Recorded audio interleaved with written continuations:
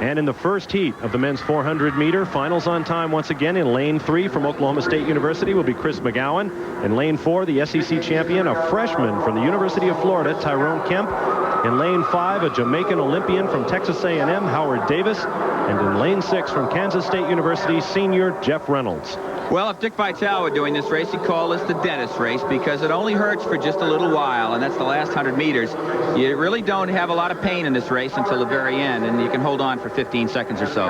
Tyrone Kemp, a freshman who had an excellent time coming into this race. His qualifying time ran 46:38. Young man has some talent, and he's going to help the Gators.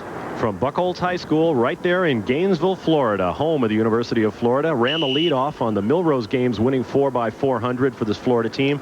Deep sprint tradition down there in Gainesville. A lot of sprinters come from the South in America. Very few are from the cold climates, and he epitomizes the talent. They can train year-round on the speed, and runners run well when the temperatures, sprinters do, when the temperatures are up in the 90s or even the 100s. They much prefer that to the 70s. Great facilities at the University of Florida as well. Once again, your lineup in lane 3 is Chris McGowan. Lane 4, Tyrone Kemp. Lane 5, Howard Davis from Texas A&M. And in lane 6, Jeff Reynolds from Kansas State.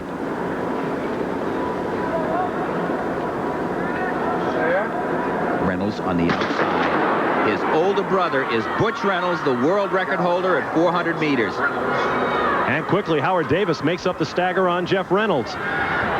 Tyrone Kemp holding ground well as they turn.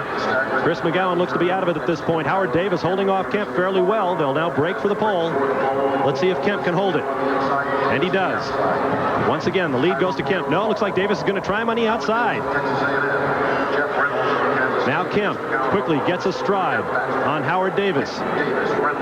Texas A&M also with a great sprint tradition. And notice the difference in style between Kemp and Davis. Davis a lot shakier there in the arm swing.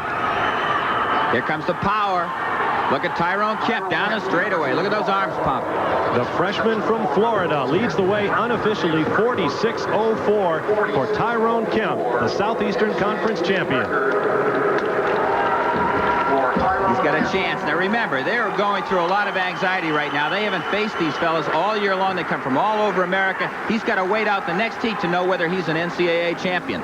Critical point right here. He could have let Davis squeeze him out, but he didn't. Well, Davis was coming from the third lane when we saw him, and he knew he didn't have enough room to cut in there. If he had another half stride, it would have been maybe a collision or a dangerous move. But right here, he held him off. And notice also Davis on the other turn had to run a little wider. He lost some valuable yardage. Look at the arm swing. Look at the power down the home straightaway. All those extra miles you're running cross country make the difference right here at this juncture of the race. A very formidable freshman, Tyrone Kemp, 46:04 unofficially. We're now ready for the second heat of the men's 400-meter dash. Again, these are finals on time. And in lane 3 will be Larry Cantrell of the University of Alabama. In lane 4 from the island of Dominica and Manhattan College, Bruce Phillips, a two-time IC4A champion. Lane 5, a senior from Southwest Texas State, Darrell Hadden. And in lane 6, Frankie Atwater of Iowa State University.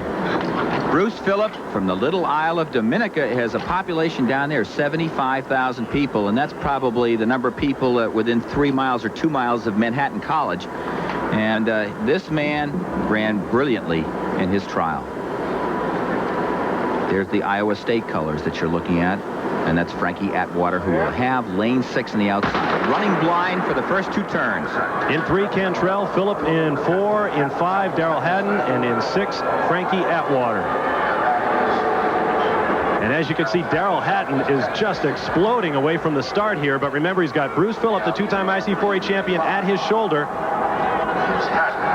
And as they cut, Frankie Atwater will take the all-important lead. 1 lap to go. Watch the backstretch. Watch Phillip here. I just have a feeling.